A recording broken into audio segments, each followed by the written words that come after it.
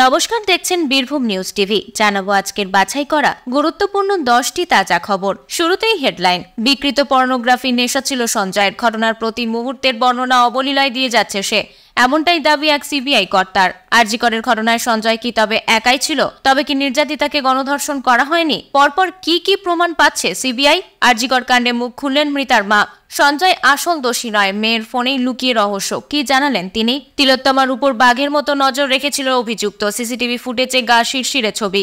লাশ কাটা ঘরে সাফাই কর্মীর চূড়ান্ত নোংরামি। ভাইরাল ভয়ঙ্কর ভিডিও। পার্থ অনুব্রত বালুদের অনেক সহজেই ঝেড়ে ফেলেছিলেন মাননীয়া। এই সন্দীপ ঘোষ মমতা সরকারকে এমন কি ভয়ঙ্কর প্যাচে ধরে রেখেছে যে তাকে ঝেড়ে ফেলা যাচ্ছে না? প্রতিদিন সঠিক খবর নিয়মিত শোনার জন্য সাবস্ক্রাইব করুন বীরভূম নিউজ টিভি চ্যানেলটিকে। আসছি বিস্তারিত খবরে। আরজি করে মহিলা চিকিৎসককে ধর্ষণ এবং খুনের ঘটনার বিশদ বর্ণনা সিবিআইকে দিয়েছেন অভিযুক্ত। সংবাদ সংস্থা পিটিআইকে এমনটাই জানিয়েছেন এক সিবিআই কর্তা। বৃহস্পতিবার তিনি জানিয়েছেন অভিযুক্তের কোনো অনুতাপ নেই। অবলীলায় ঘটনার প্রতি মুহূর্তের বর্ণনা দিয়েছেন তিনি। কোনো দ্বিধাগ্রস্ত হয়ে পড়েননি। অভিযুক্তের মোবাইল ফোন থেকে পর্নোগ্রাফির বহু ভিডিও পাওয়া গিয়েছিল। সিবিআই এর দাবি তিনি শুধু পর্নোগ্রাফি নয়, বিকৃত পর্নোগ্রাফিতে আসক্ত। তার মানসিক বিকৃতিও রয়েছে বলে মনে করছেন গোয়েন্দারা। তিনি যে সমস্ত ভিডিও দেখতেন তাতে নারী পুরুষের স্বাভাবিক মিলনের চেয়ে বিকৃত প্রাধান্য পেত। ওই ধরনের ভিডিও দেখতেই তিনি অভ্যস্ত ছিলেন। কলকাতায় অভিযুক্তের বাড়িতেও গিয়েছিল সিবিআই এর একটি দল।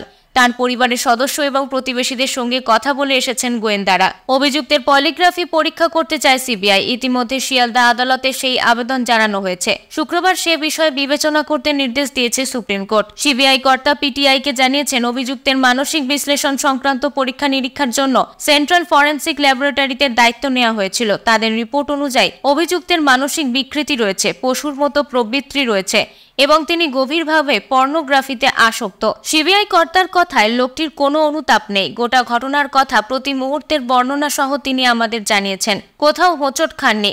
ওর কোনো অনুতাপ রয়েছে বলে মনে হয় না। সিবিআই কর্তা আরও জানিয়েছেন ঘটনার সময় ঘটনাস্থলে যে অভিযুক্ত উপস্থিত ছিলেন তার একাধিক প্রমাণ মিলেছে। তবে তার সঙ্গে আরও কেউ সেখানে ছিলেন কিনা সে বিষয়ে খোলসা করেননি ওই কর্তা। গণধর্ষণ হয়েছিল কিনা তা নিয়েও প্রশ্নের উত্তর দেননি।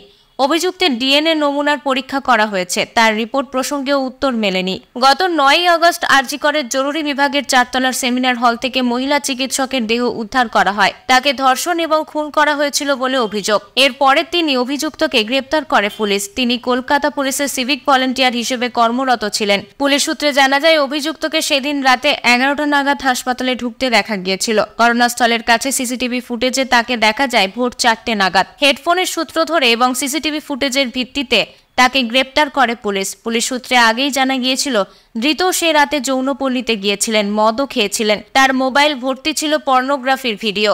পুলিশের কাছেও অপরাধের কথা অবলীলায় তিনি স্বীকার করেছিলেন। এবার সিবিআই কর্তাও একই কথা জানালেন। ধৃতের পলিগ্রাফ পরীক্ষা করে আরও কিছু বিষয় গোয়েন্দারা নিশ্চিত হতে চাইছেন। যে মেডিকেল কলেজের চিকিৎসক ধর্ষণ খুনের ঘটনায় বহু প্রশ্নের উত্তর এখনো অধরা। হাসপাতালের সেমিনার হল থেকে উদ্ধার করা হয়েছিল তিলোত্তমার ক্ষতবিক্ষত দেহ, পরনের পোশাক অবিনষ্ট অবস্থায়। দেহ উদ্ধারের একদিন পর 10ই আগস্ট সঞ্জয় রায়কে গ্রেপ্তার করা হয়েছিল। এছাড়াও সিবিআই সিসিটিভি ফুটেজ দেখেছে। সেখানে ধৃত সঞ্জয় রায়কে সেমিনার হলে ঢুকতে দেখা গিয়েছে। অভিযোগ ওই সেমিনার হলে চিকিৎসককে খুন করা হয়েছিল। কলকাতা হাইকোর্টের নির্দেশে গোটা ঘটনার তদন্ত করছে সিবিআই। আর তারপরই নানান তথ্য সামনে উঠে আসছে। জানা গিয়েছে যে ফরেন্সিক রিপোর্টে এমনও তথ্য দেয়া হয়েছে যে ওই মহিলা চিকিৎসককে ধর্ষণ ও খুনের ঘটনায় ধৃত সিভিক ভলেন্টিয়ার ধৃত সঞ্জয় রায় জড়িত। নির্যাতিতাকে গণধর্ষণ করা হয়েছে এমন অভিযোগের মধ্যে ডিএনএ রিপোর্টেও একজনের জড়িত থাকার বিষয়টি নিশ্চিত করা হয়েছে। বৃহস্পতিবারই তদন্তের স্ট্যাটাস রিপোর্ট সুপ্রিম কোর্টে জমা দিয়েছে সিবিআই।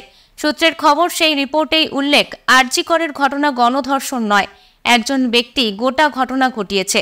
তরুণী চিকিৎসকের দেহ যখন উদ্ধার করা হয় তখন তার 2 চোখ মুখ দিয়ে রক্তক্ষরণ হয়েছিল। যৌনাঙ্গে ও গলায় ছিল ক্ষত। আঘাতের চিহ্ন ছিল মুখে, পায়ে, নখে, পেটে, হাতে, ঠোঁটে। চিকিৎসকের ময়নাতদন্তের রিপোর্টে ধর্ষণ করে খুন করার বিষয় স্পষ্ট।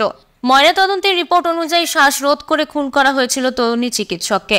জানা যাচ্ছে সেই অভিশপ্ত রাতে স্লিপিং ওয়ার্ডে বেশ কিছু রোগী পর্যবেক্ষণে ছিলেন। ঘুমন্ত অবস্থায় রোগীকে সেখানে নজরে রাখতে হয়। বেশিরভাগ দিনই ওই ওয়ার্ডে বেশি রোগী থাকেন না বলে দায়িত্বে থাকা চিকিৎসকরা ওখানেই ঘুমোতেন বা বিশ্রাম নিতে যান। কিন্তু সেই রাতে ওই ওয়ার্ডে রোগী ছিল, সেই কারণে তরুণী চিকিৎসক সেমিনার হলে একটু ঘুমোতে যান। তারপরেই ঘটে যায় এই নারকীয় ঘটনা। চিকিৎসককে ধর্ষণ খুনের 1 সপ্তাহ, এই অভিশপ্ত দিন যেন কারুর না আসে। এবিপি আনন্দে এমনটাই জানালেন মৃত চিকিৎসকের পরিবার। সেই সঙ্গে নির্যাতিতার মা দিলেন আরও বড় বার্তা। মেয়ের ফোনেই লুকিয়ে থাকতে পারে সমস্ত রহস্যের চাবিকাঠি। সিবিআই খোঁজার চেষ্টা করছে। সঞ্জয় আসল দোষী নয়, মেয়ের ফোনেই লুকিয়ে রহস্য। আরজিকর মেডিকেলের চিকিৎসককে ধর্ষণ খুনের 1 সপ্তাহ, এই অভিশপ্ত দিন যেন কারুর না আসে। এবিপি আনন্দে বললেন নিহত চিকিৎসকের মা। কলকাতা পুলিশ ব্যাগ থেকে মেয়ের রিপোর্ট বের করে দেখিয়ে বলে, আপনার মেয়ে অসুস্থ, ওষুধ খায়। এবিপি আনন্দের দাবি, সদ্য মেয়ে হারানো মায়ের। মুখ্যমন্ত্রীকে বলেছি সঞ্জয় আসল দোষী নয়, ভিতরের কেউ নিশ্চয়ই এর মধ্যে আছে, বললেন নিহত চিকিৎসকের মা। আমরা সঠিক বিচার চাই। নিহত তরুণী চিকিৎসকের বাবা বলেন, রাজ্যপাল আমাদের আশ্বস্ত করে গেলেন আমাদের যতটা সহযোগিতা করতে পারেন। আমরা বললাম কে দায়িত্ব নিয়েছে, কি নিয়েছে সে তো আমরা জানি না। আমরা সঠিক বিচার চাইছি, কিন্তু বিচার ব্যবস্থা তো এখনো কতটা এগোয়নি, কোনো রেজাল্ট এখনো তো বিচারের আসেনি। বলে ঠিক আছে, আমি হস্তক্ষেপ করব, এটাই বললেন। খুনের জায়গায় তথ্য প্রমাণ লোপাট করার আশঙ্কা। আরজিকর কাণ্ডে তথ্য প্রমাণ সংরক্ষণে দেরি করা হয়েছে। খুনের জায়গায় গুরুত্বপূর্ণ তথ্য প্রমাণ লোপাটের আশঙ্কাও প্রকাশ করল সুপ্রিম কোর্ট। আজ সিবিআই এর আইনজীবী সুপ্রিম কোর্টে দাবি করেন তদন্তে সমস্যার সম্মুখীন হতে হচ্ছে, অপরাধের জায়গা আগের মতো নেই। সেই প্রেক্ষিতেই সর্বোচ্চ আদালতের মন্তব্য, ঘটনার তথ্য প্রমাণ সংরক্ষণে দেরি করা হয়েছে। খুনের জায়গায় তথ্য প্রমাণ লোপাট করার আশঙ্কা থেকেই যাচ্ছে। জিডির ভিত্তিতে কি করে ময়না তদন্ত? জিডির ভিত্তিতে কি করে ময়না তদন্ত? ময়না তদন্তের পর কি করে অস্বাভাবিক মৃত্যুর অভিযোগে এফআইআর? এটা অত্যন্ত বিরক্তিকর। আরজিকর কাণ্ডে রাজ্য সরকারের আইনজীবীর দেওয়ার টাইমলাইন নিয়ে প্রশ্ন তুলে মন্তব্য করলেন সুপ্রিম কোর্টের প্রধান বিচারপতি। বিচারপতি জেবি পারদিওয়ালা বলেন, রাজ্য সরকার এই মামলায় যা করেছে তা আমার 30 বছরের কর্মজীবনে এখনো দেখিনি। শিকার ধরার আগে বাঘ যেভাবে আড়াল থেকে শিকারের উপর নজর রাখে, অনেকটা সেই রকম। আরজিকর মেডিকেল কলেজ ও হাসপাতালের প্রশিক্ষণাধীন মহিলা চিকিৎসকের ধর্ষণ ও খুনের অভিযোগের মামলার তদন্তে সিবিআই এর তদন্তকারীদের হাতে এলো গা শিরশিরে এক সিসিটিভি ফুটেজে দেখা যাচ্ছে অপরাধীর কয়েক ঘন্টা আগে তিলোত্তমার খুব কাছেই ছিল অভিযুক্ত সিভিক ভলেন্টিয়ার।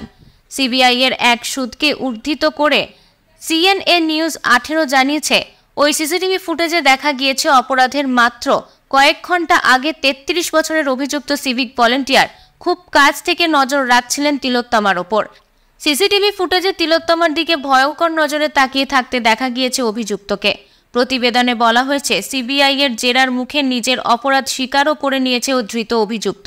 সে আরও জানিয়েছে, হামলার আগে 8ই অগস্ট টেস্ট মেডিসিন ওয়ার্ডে 31 বছর বয়সী তিলোত্তমার উপর নজর রেখেছিল সে। সিসিটিভি ফুটেজে তার এই দাবি সত্যি বলে প্রমাণিত হয়েছে। অভিযুক্ত সিভিক ভলেন্টিয়ারের যৌন বিকৃতি আছে এবং তার প্রবৃত্তি পশু সদৃশ বলে জানিয়েছে সিবিআই এর ওই সূত্রটি আরও জানিয়েছে, যে ঘটনায় গোটা দেশ হতবাক ক্ষুব্ধ, সেই ঘটনা নিয়ে জিজ্ঞাসাবাদের সময় ধৃতের মধ্যে কোনো অনুশোচনা দেখা যায়নি। এদিকে এই ঘটনার বিষয়ে একটি স্বতঃপ্রণোদিত মামলা গ্রহণ করেছে সুপ্রিম কোর্ট। চিকিৎসক ও চিকিৎসা কর্মীদের নিরাপত্তা নিশ্চিত করার জন্য নির্দেশ দিয়েছে আদালত। এর জন্য একটি জাতীয় টাস্ক ফোর্সও গঠন করা হয়েছে। মঙ্গলবারের পর বৃহস্পতিবারও চিকিৎসকদের কর্মবিরতিতে ইতি টেনে কাজে ফেরার আবেদন করেছিল। আদালত আরও আশ্বাস দিয়েছে, আন্দোলন করার জন্য তাদের বিরুদ্ধে কোনো প্রতিকূল ব্যবস্থা নেওয়া হবে না। সুপ্রিম কোর্টের এই আবেদনের পর দিল্লির all India institute of medical সায়েন্সের ডাক্তাররা তাদের 11 দিনের ধর্মঘট শেষ করেছেন এবং আবার কাজ শুরু করেছেন। রেসিডেন্ট ডক্টরস অ্যাসোসিয়েশন জানিয়েছেন, আদালতের আশ্বাসে তারা কাজে ফেরার সিদ্ধান্ত নিয়েছে। তবে কর্মবিরতির পর থেকে এখনই সরছে না পশ্চিমবঙ্গের জুনিয়র চিকিৎসকের সংগঠন জুনিয়র ডক্টরস ফ্রন্ট। তারা জানিয়েছে, তদন্তের গতি প্রকৃতি ইতিবাচক না হওয়া পর্যন্ত কর্মবিরতি জারি থাকবে তাদের।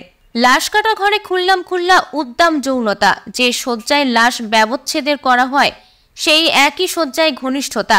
শুনতে অবাক লাগলেও অবিশ্বাস্য মনে হলো এমনই এক ঘটনার ভিডিও ভাইরাল হয়েছে সোশ্যাল মিডিয়ায়। আরজিকরের ঘটনা নিয়ে প্রতিবাদ বিক্ষোভ দেশের সীমানা ছাড়িয়ে বিদেশেও পৌঁছে গিয়েছে। চিকিৎসক মহল থেকে সাধারণ মানুষ সকলে অত্যন্ত ক্ষুব্ধ। এই অবস্থায় আরও এক জঘন্য ঘটনার খবর এলো নয়ডা থেকে। নয়ডার 94 নম্বর সেক্টরে নির্মিত এক লাশ কাটা ঘরে সঙ্গমে লিপ্ত হতে দেখা গিয়েছে এক পুরুষ ও এক মহিলাকে। ভিডিওতে এক তৃতীয় ব্যক্তির উপস্থিতিও টের পাওয়া যাচ্ছে। ওই ব্যক্তি ওই পুরুষ ও মহিলার জঘন্য কাজকর্মের ভিডিও রেকর্ড করছেন। এই ভিডিও ছড়িয়ে পড়তেই হইচই পড়ে গিয়েছে সোশ্যাল মিডিয়ায়। এই নক্কারজনক ঘটনার বিরুদ্ধে ব্যবস্থা নেওয়ার দাবি তুলেছেন নেটিজেনরা। সোশ্যাল মিডিয়ায় ভাইরাল হওয়া ভিডিওটি প্রায় 2 মিনিট 21 সেকেন্ডের। অশ্লীলতার কারণে সেই ভিডিও আমরা প্রকাশ করতে পারছি না, কিন্তু ভিডিওতে দেখা যাচ্ছে এক ব্যক্তি একটি মোবাইল ফোন ক্যামেরা চালু করে ওই লাশ কাটা ঘরের ভিতরে যাচ্ছেন। ভিতরে এক মহিলা ও পুরুষকে দেখা যায় ঘনিষ্ঠ হতে। জানা গিয়েছে ওই পুরুষ লাশ কাটা ঘরটির সাফাই কর্মী।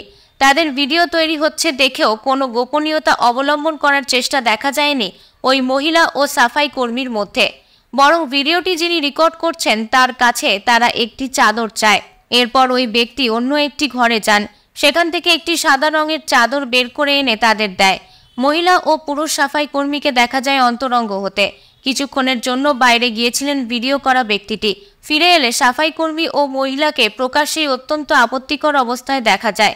ভিডিও রেকর্ড করা ওই ব্যক্তির সঙ্গে তাদের কিছু কথাও বলতে দেখা যায়। ওই মহিলা সম্ভবত ভিডিও রেকর্ডের বিষয়ে আপত্তি জানান, তবে ওইটুকুই। এরপর পুরুষ এবং ওই মহিলা দুজনে ফের ঘনিষ্ঠ হতে শুরু করে, কোনো রকম রাগ ঢাক ছাড়াই। এমনকি ধীরে ধীরে মহিলাকে বিবস্ত্রও করতে থাকে ওই সাফাই কর্মী। সবটাই ভিডিও ক্যামেরার সামনে। জঘন্য ভিডিও স্ক্রিন গ্র্যাব। প্রাথমিকভাবে জানা গিয়েছে ওই লাশ কাটা ঘরের একটি কক্ষে একটি ডিপ ফ্রিজার রাখা আছে, যেখানে সারা জেলা থেকে আসা লাশগুলি নিরাপদে রাখা হয় এবং তাদের ময়নাতদন্ত করা হয়। সেই ঘরেই এই জঘন্য ভিডিওটি রেকর্ড করা হয়েছে। তবে এটি কবেকার ঘটনা তা স্পষ্ট নয়।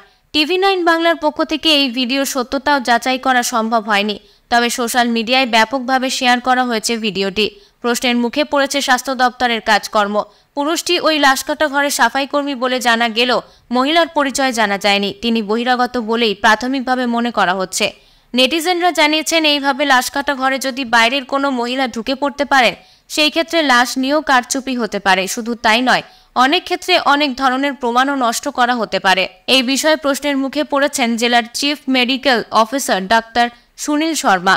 তিনি জানিয়েছেন, ভিডিওতে যে সাফাই কর্মীকে দেখা যাচ্ছে তিনি এর আগে ডানকাউর হাসপাতালে ছিলেন। কিছুদিন আগে তাকে ওই লাশ কাটা ঘরে মোতায়েন করা হয়েছিল। এই ঘটনার বিষয়ে বিভাগীয় তদন্তের নির্দেশ দেওয়া হয়েছে বলে জানিয়েছেন CMO। ওই সাফাই কর্মীকে জেরা করা হবে। অপর 2 ব্যক্তি কারা তা জানার চেষ্টা করা হচ্ছে। CMO জানিয়েছেন, সাফাই কর্মীর পাশাপাশি ওই মহিলা এবং ভিডিওটি যিনি রেকর্ড করেছেন তার বিরুদ্ধেও কঠোর ব্যবস্থা নেওয়া হবে। নয়ডা পুলিশ বলেছে, এই ঘটনার বিষয়ে ইতিমধ্যেই একজনকে আটক করা হয়েছে। তাকে জেরা করা হচ্ছে। তথ্য প্রমাণের ভিত্তিতে পরবর্তী ব্যবস্থা নেওয়া হবে। এবার সন্দীপ ঘোষ ইস্যুতে মমতা সরকারকে চরম নিশানা করলেন তথাগত রায়। তথাগত রায় টুইট করে বলেছেন, এই সন্দীপ ঘোষ মমতা সরকারকে এমন কি ভয়ঙ্কর প্যাচে ধরে রেখেছে যে তাকে ঝেড়ে ফেলা যাচ্ছে না। আরজিকর থেকে উৎখাত হবার পরে, ন্যাশনালে প্রত্যাখ্যাত হবার পরেও তাকে স্বাস্থ্য দপ্তরের OSD বানাতে হয়েছে। উল্লেখ্য, পার্থ অনুব্রত বালুদের অনেক সহজে ঝেড়ে ফেলেছিলেন মাননীয়া। কি এমন জাদুকাঠি সন্দীপের আছে যা এদের ছিল না? খবর শেষ হলো।